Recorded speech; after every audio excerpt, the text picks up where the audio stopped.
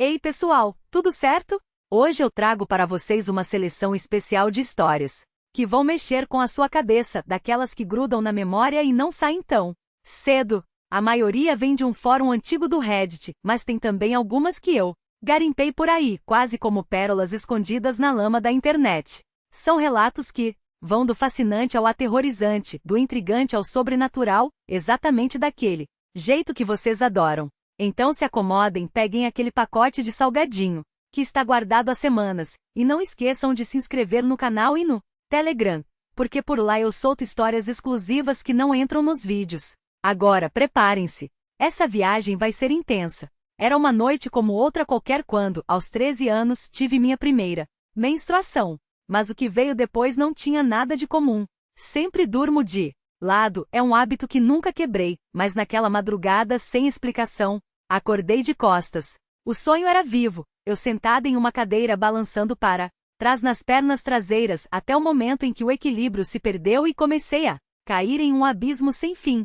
O terror foi tão real que me arrancou do sono de repente. Quando abri os olhos, algo pairava sobre mim. Não era uma sombra, não era um truque da luz, era uma figura encapuzada com um rosto pálido ovalado quase sem traços. Os olhos, dois ovais de vidro frio, me encaravam com uma fome que ia além do físico. Era como se aquela coisa quisesse devorar não só meu corpo, mas algo muito mais profundo, algo que nem eu mesma conseguia nomear. O rosto era humanoide, mas achatado, como se tivesse sido esmagado contra uma parede. Os lábios finos tremiam de ódio, e onde deveria estar o nariz, apenas duas cavidades escuras. As sobrancelhas, arqueadas até quase sumirem na testa, davam àquela criatura uma expressão de crueldade calculada. Uma onda de malícia pura me atravessou, tão densa que me deixou imóvel, sem voz, sem ar. Nunca me senti tão vulnerável. Não era só a vida que estava em jogo, era algo maior, algo que eu não conseguia sequer compreender.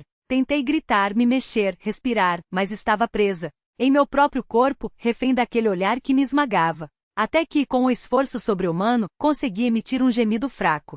Foi o suficiente. A criatura se endireitou de repente, como se tivesse levado um choque, e começou a andar de um lado para outro ao pé da cama, sem tirar os olhos de mim. Era como se uma barreira invisível tivesse caído entre nós, e a frustração dela por não conseguir me alcançar enchia o quarto de uma energia sufocante.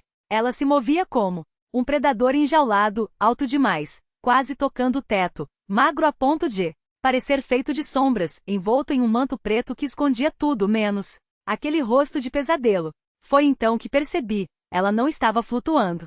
Estava em pé, ao lado da cama, inclinada sobre mim como um abutre sobre uma carcaça. Consegui me sentar ainda, paralisada pelo medo, enquanto ela se virava lentamente em direção ao meu armário. A porta estava entreaberta, apenas alguns centímetros, mas suficientes para que aquela coisa deslizasse para dentro, sem nunca quebrar o contato visual. Os olhos dela ardiam de um ódio que parecia vibrar no ar, até que pouco a pouco, ela se dissolveu na escuridão. Acendi a luz e não a apaguei por semanas. Nunca mais dormi com a porta do armário aberta e naquela noite, não consegui fechar os olhos. Fiquei no sofá da sala com todas as luzes acesas, esperando o sol nascer. Por anos convenci a mim mesma de que tinha sido apenas um episódio de paralisia do sono. Era a explicação mais racional, até que conheci uma garota que, sem saber nada da minha história, descreveu exatamente a mesma criatura. Ela estava sozinha no quarto, com a porta aberta, quando algo na sala de estar chamou sua atenção. Quando olhou, viu uma figura alta encapuzada que parecia chamá-la. Assustada, desviou o olhar, mas ao voltar a olhar, a coisa ainda estava lá. Quando ela descreveu o rosto, aquele oval branco, os olhos de vidro, a boca fina e cruel, foi como ouvir um eco do meu próprio pesadelo. Pegamos papel e lápis e desenhamos o que tínhamos visto. Os traços eram idênticos. Ela nunca tinha ouvido minha história antes e ainda assim ali estava, a mesma entidade. Não consigo encontrar palavras exatas para descrever aquilo, mas imagine um rosto sem profundidade, como se fosse pintado em um pedaço de papel. O nariz e as maçãs do rosto completamente achatados, a boca reduzida a um risco fino, e os olhos. Os olhos, redondos demais, brilhantes demais, como se fossem janelas para algo que não pertence a este mundo. Foi isso que eu vi naquela noite e a memória ainda me gelar o sangue. E se eu disser que mesmo agora, anos depois, o medo não passou? Que às vezes, no silêncio do quarto, ainda sinto aquele olhar me procurando? Agora, imagine esta cena, 22 anos, uma noite fria, o som arranhado de um vinil da Suzy and the Bom ecoando no carro. Finalmente livre daquele inferno chamado Fairfax, um subúrbio que parecia ter sido projetado para sugar a alma de quem morava lá. 6 meses depois de terminar com o Liam, um cara que não entendia nada da minha arte, que chamava minha música de barulho ensurdecedor. Bom, que se dane. Estar sozinha, afinal, tinha seus encantos. Eu seguia rumo à casa do meu pai, lá no meio do nada nas montanhas Apalaches.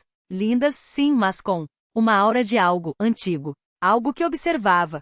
As luzes da cidade se apagavam no retrovisor, transformando-se em manchas borradas, enquanto as pontas do meu colar espetavam minha nuca. Doía, mas valia a pena. O estilo era tudo. Assim que peguei a estrada, foi como entrar em outra dimensão. O asfalto se estendia sem fim. Os subúrbios deram lugar a uma floresta densa, com árvores retorcidas que pareciam esticar seus galhos como dedos ossudos em minha direção.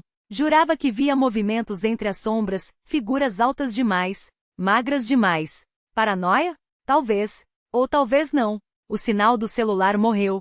Claro. Só eu, o carro caindo aos pedaços e a escuridão engrossando a cada curva. A estrada ficou mais estreita, cheia de buracos, e a cada solavanco a lataria rangia como se fosse desmontar a qualquer momento. O ar esquentou, pesaroso, e então, de repente, gelou. O nevoeiro espesso desceu tão denso que os faróis mal conseguiam furá-lo. A estrada serpenteava, e eu mal enxergava a alguns metros à frente. Meu coração batia tão forte que parecia querer sair pela garganta e a nuca formigava como se alguém, ou algo, estivesse bem atrás de mim.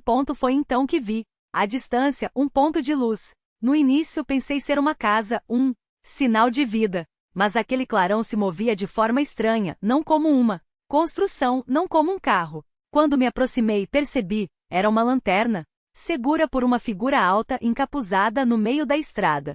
O rosto estava oculto pelas sombras, mas a postura era inconfundível. Ele ergueu a mão como se me chamasse. Um calafrio me percorreu a espinha. Era uma pegadinha? Uma alucinação? Ou algo muito, muito pior? Meu pé pairou sobre o freio. Uma parte de mim gritava para acelerar, para fugir dali o mais rápido possível. Mas havia outra voz, uma curiosidade doentia, que sibilava: e se for real? E se for algo que você precisa ver? Era como se duas forças lutassem dentro da minha cabeça, e a mais perigosa estava ganhando. Parei o carro. O motor continuou ronrando, e o silêncio ao redor era tão pesado que parecia sólido. O mundo inteiro havia prendido a respiração. As montanhas me observavam, antigas demais, sábias demais, com um olhar faminto que me fazia sentir como uma intrusa. E ali, no meio da estrada, a figura permanecia imóvel, uma sombra. Dentro da sombra, como se a própria morte tivesse resolvido dar um passeio noturno. Saia daqui, idiota, berrava uma voz dentro de mim. Mas outra respondia com a voz da minha avó. A curiosidade matou o gato, mas a satisfação o ressuscitou. Avancei. Devagar, apenas alguns centímetros. A figura não se mexeu. A luz da lanterna dançava, criando sombras que escondiam mais do que revelavam. E então, por baixo do ruído do motor, ouvi algo mais, um zumbido baixo, como se a terra estivesse cantando uma canção de ninar macabra. Ele vibrava pelo carro, pelos meus ossos, como se estivesse saindo do próprio chão. Minhas mãos suavam no volante. Engoli em seco, a voz trêmula: ei, precisa de ajuda? A figura inclinou levemente a cabeça. A lanterna oscilou e por um instante, antes que a escuridão voltasse a engolir tudo, eu vi. A porta da cozinha bateu com um estrondo seco contra a parede. Não foi o vento, o ar estava parado, pesado como chumbo. Meu coração deu um salto e antes que eu pudesse chamar pelo meu marido, ouvi a voz dele abafada vinda do corredor. Que diabos? Corri em direção ao som, os pés descalços batendo no piso frio. Ele estava parado no meio da sala, olhando para a porta dos fundos, agora escancarada, o velho trinco de ferro retorcido para fora, como se alguém o tivesse arrancado com força bruta. Oh!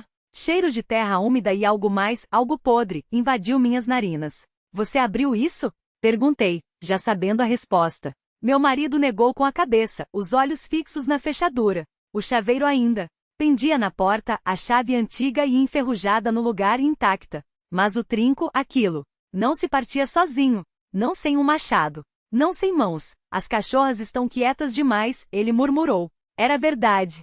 Os latidos histéricos das chivavas que normalmente ecoavam pela casa, como alarme de incêndio, haviam sumido. Só o silêncio, denso como o nevoeiro, daquela estrada maldita meses atrás. Dei um passo à frente, mas ele me segurou pelo braço. Não precisava dizer mais nada. Ambos sabíamos o que aquilo significava. Não era a primeira vez que a porta se abria sozinha, mas era a primeira vez que algo a arrombava. Do lado de fora, entre as sombras do quintal, um vulto se moveu. Não era um homem. Não era nada que eu reconhecesse. Alto demais, magro demais, os membros se dobrando de maneiras que faziam meu estômago revirar. E então, o som.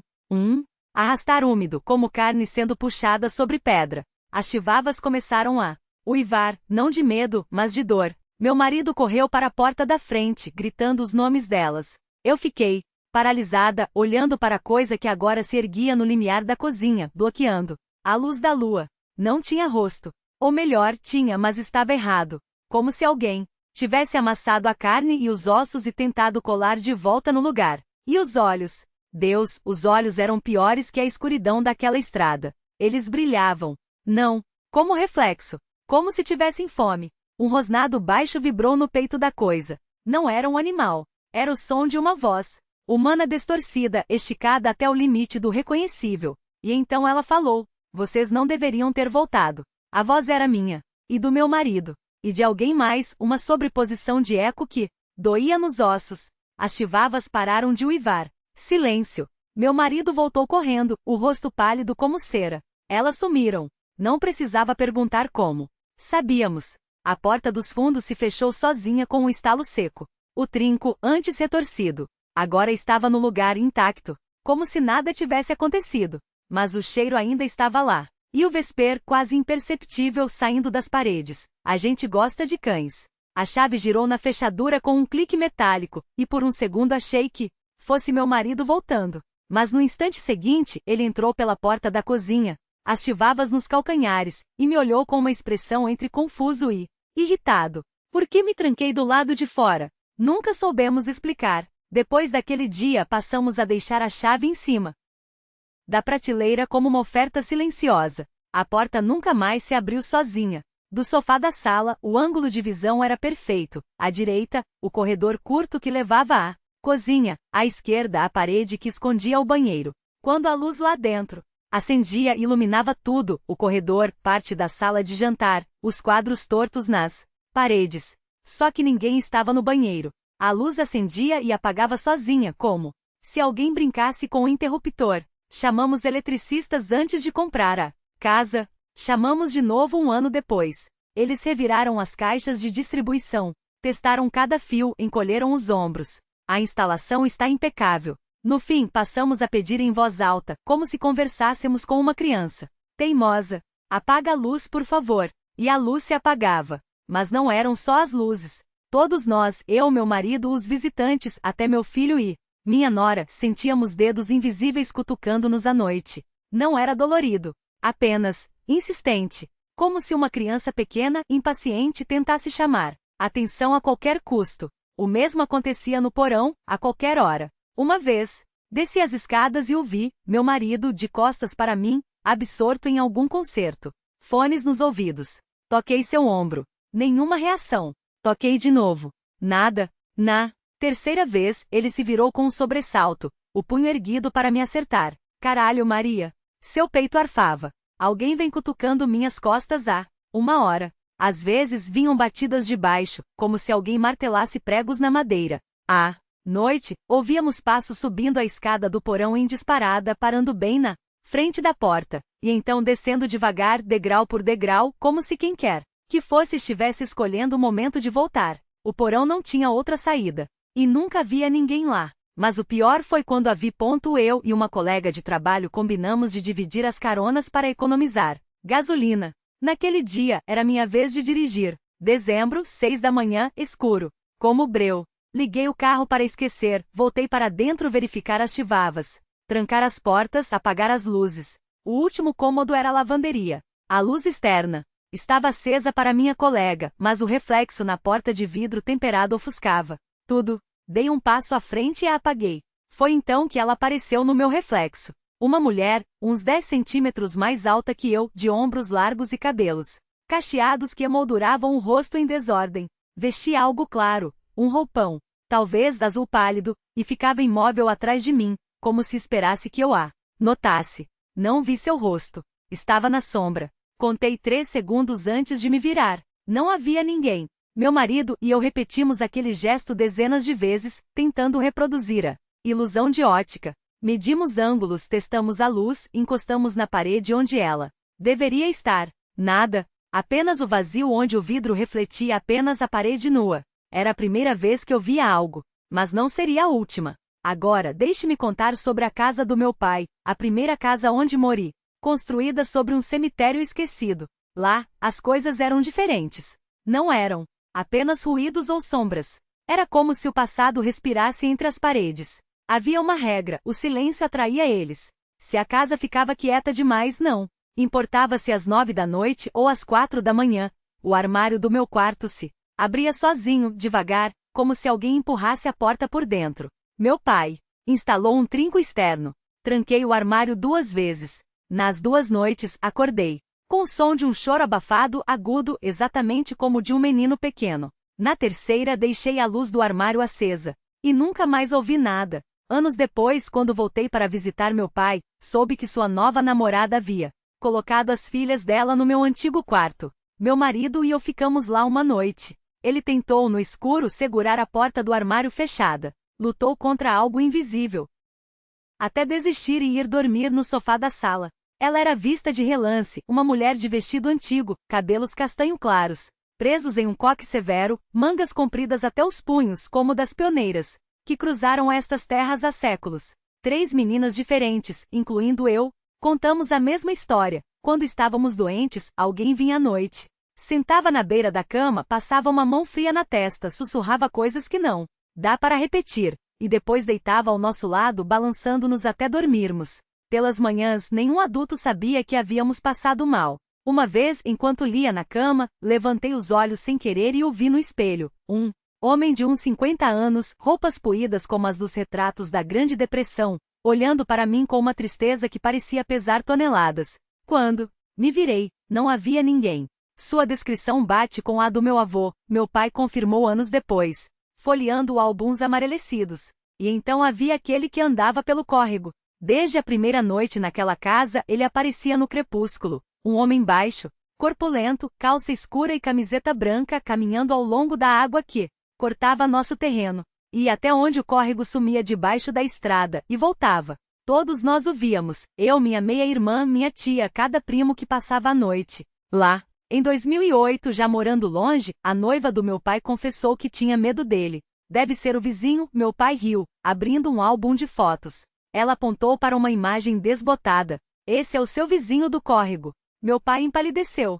Era uma foto do seu avô, morto em 1973. Naquela mesma noite, a mulher arrumou as malas e foi embora. Nem quis buscar o que deixou para trás. Essas são as histórias que carrego. A música continua baixa como um lamento. Mas há uma que nunca contei direito. Um sonho que tive aos 10 anos, tão real que, 40 anos depois, ainda sinto o cheiro de terra molhada e o gosto do medo na boca. Começou inocente, eu sozinho em casa de dia, tudo normal. Vivíamos em uma casinha isolada, cercada por mata. Os vizinhos mais próximos ficavam a uns 5 minutos a pé. De repente, ouvi algo se arrastando pela estrada de pedra. Um rangido, lento como rodas de carroça, mas de mais lento. Saí para a varanda e a vi uma carruagem antiga coberta por lona escura, avançando em câmera lenta na minha direção.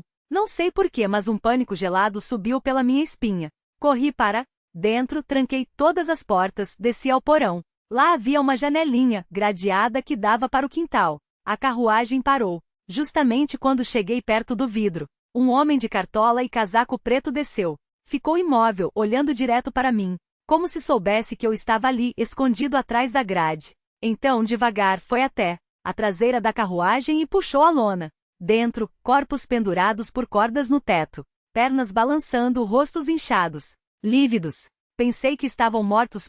Até que o homem fez algo, um gesto, um comando, e eles começaram a inchar. Os olhos saltando das órbitas, a pele esticando até quase estourar, como balões de carne podre. Ele nunca tirou os olhos de mim. E eu soube, era a minha vez. Acordei gritando, suado, o coração batendo como um martelo. Para piorar, a luz tinha caído. Tive que tatear no escuro até o quarto dos meus pais e me encolher no chão, ao lado da cama deles, esperando o dia nascer. E jurando que se um dia ouvisse rodas rangendo na estrada de novo, não olharia. O verdadeiro horror começou depois disso. Nunca contei esse sonho a ninguém. Era estranho demais, perturbador demais.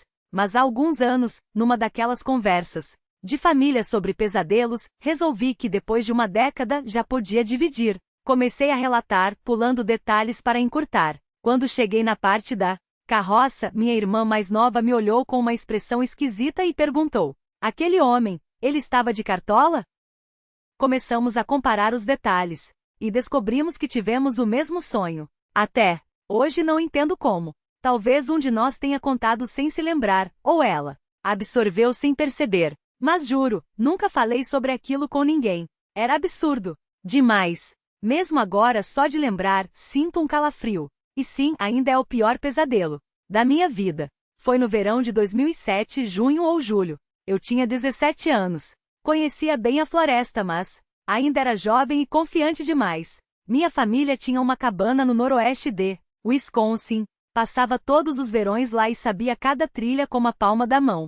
À noite, porém, evitávamos nos afastar da cabana ou da fogueira na beira do lago. Ursos, lobos, pumas, tudo que você pode imaginar. O pior era a sensação de que algo nos observava, especialmente perto do fogo. Do acampamento, a linha das árvores era visível, e na escuridão parecia que algo espreitava de trás delas. De dia, o bosque era normal. Até aquele dia. Eu e meu primo estávamos brincando de guerra com uma pistola de pressão. Eu, todo camuflado, ele não. No calor da batalha, recuei por uma trilha de quadriciclos para ganhar vantagem. Acabamos nos afastando uns 200 metros, já a um terço da subida do morro. Quando cansamos, paramos na beira de uma clareira discutindo quem ganhou. Ele estava a 3 metros de mim. Decidi pregar uma peça. Silêncio. Sussurrei. Tem alguém nos observando. Ele congelou. E foi aí que percebi. O bosque estava morto. Nenhum som.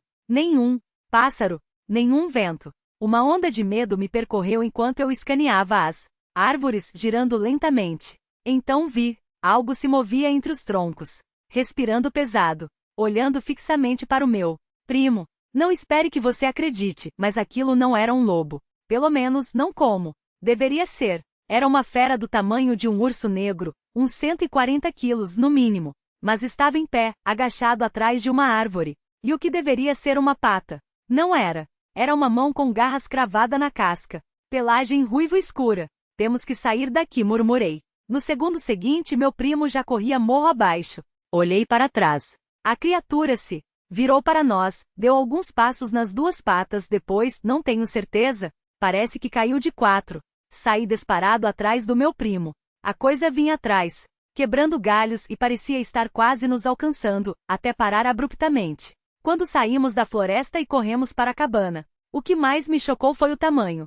Em pé devia ter quase 2 metros. E aquelas mãos. Lobos às vezes se levantam nas patas traseiras, mas não correm assim.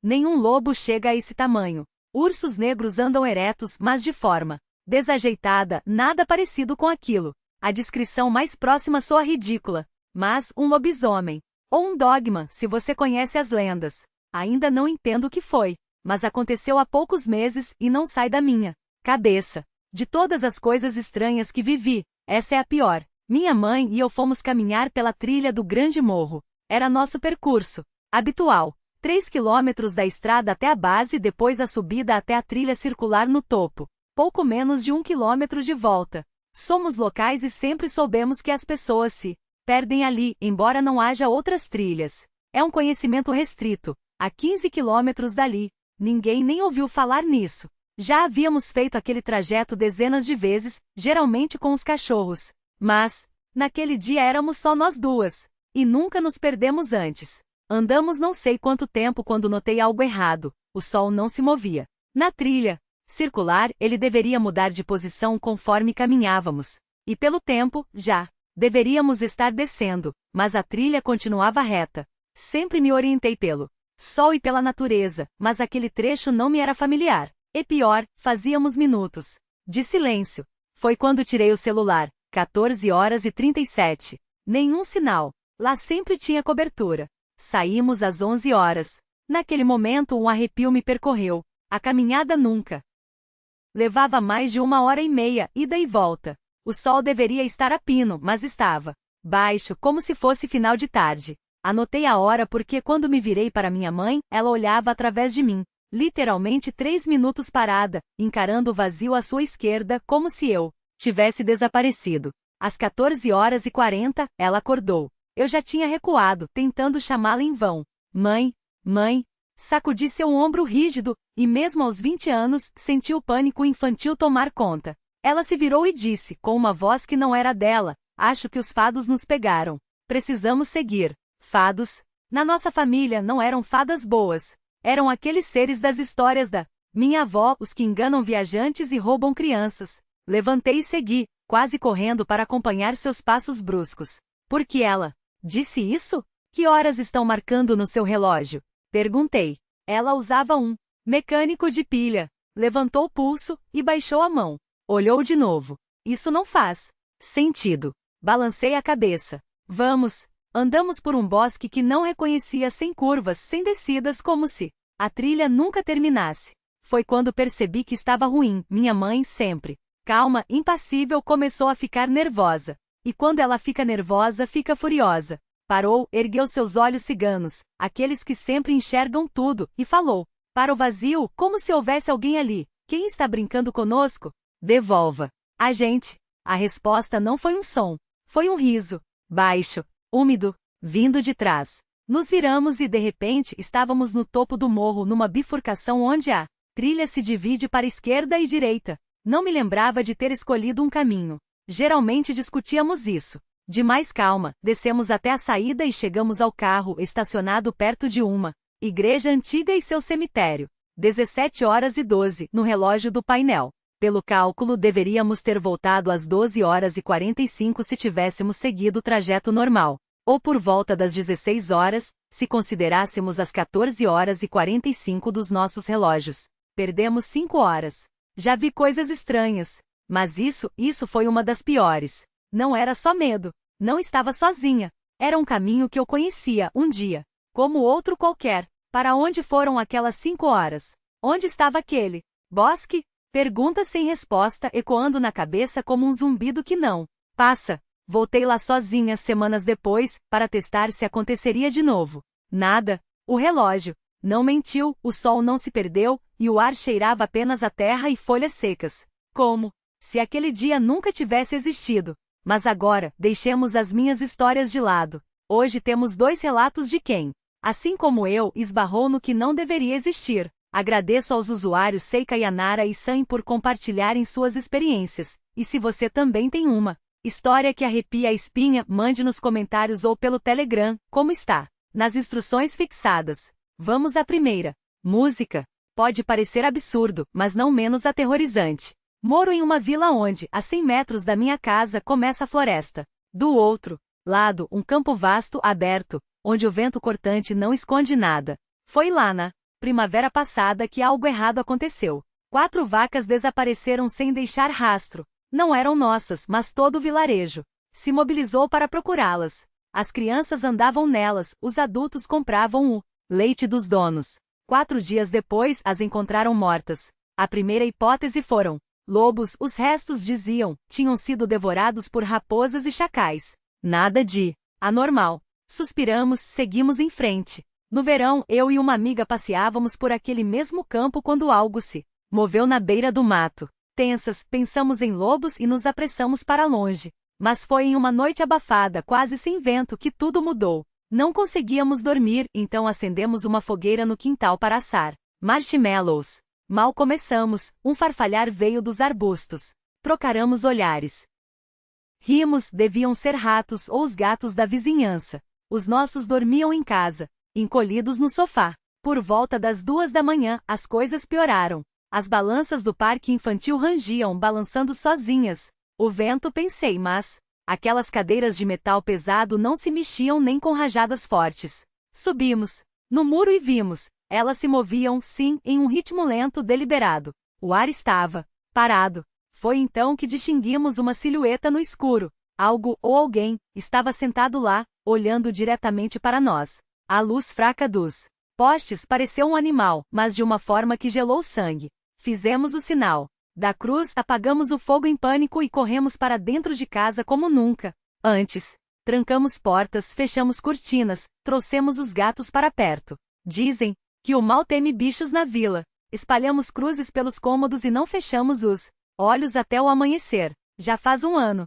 Ainda não sabemos o que era aquilo. Mas sabemos que da primavera até o outono, ele volta. Senta naquelas mesmas balanças e observa quem fica acordado à noite. Desde então, ninguém mais ousa sair, depois do pôr do sol. E as balanças continuam se movendo sozinhas nas noites sem vento. Música. Eu tinha 13 ou 14 anos quando minha família se mudou para uma casa nova. O segundo andar ainda estava em obras, e a escada provisória era de metal, com degraus de madeira mal ajustados, aqueles que rangem a cada passo o som, ecoando como um aviso. Naquele dia meu pai não estava, e minha mãe e minha avó tinham saído para o mercado, trancando a casa por fora. Eu ficará sozinha no andar de cima, absorta na tela do computador. Não sei quanto tempo se passou quando ouvi passos na escada. Passos humanos. Claros. Contados. 1, 2, 3, até 12, exatamente o número de degraus. Mãe, vocês já voltaram? Gritei. Silêncio. Nunca me levantei tão rápido. A primeira coisa que peguei foi o ferro de passar. Pesado, frio. Com ele em uma mão e o telefone na outra, liguei para minha mãe. Acabamos de chegar no mercado. Já estamos voltando. Ela respondeu. Fiquei ali, imóvel, apertando o ferro como se fosse uma arma, até ouvirem a chave na fechadura. Quando contei, riram. Devia ser o gato, disseram. Ou sua imaginação. Como se gatos subissem escadas com passos de adulto. À noite reviramos a casa inteira, inclusive o porão. Nada. Mas desde então, antes de dormir, verificamos cada canto. E a porta do porão? Sempre bloqueada com algo pesado. Hoje tenho 25 anos. Ainda me lembro daqueles passos. Ainda sinto medo que me paralisou. E ainda trancamos o porão todas as noites. Música. Essas foram as histórias de hoje. Qual delas te marcou mais? Deixe nos comentários. E se tiver alguma experiência parecida, compartilhe. Não esqueça do like, da inscrição. E se quiser mais relatos como esses, meu Telegram tem conteúdos exclusivos e aviso de novos vídeos. Por hoje é só. Até a próxima!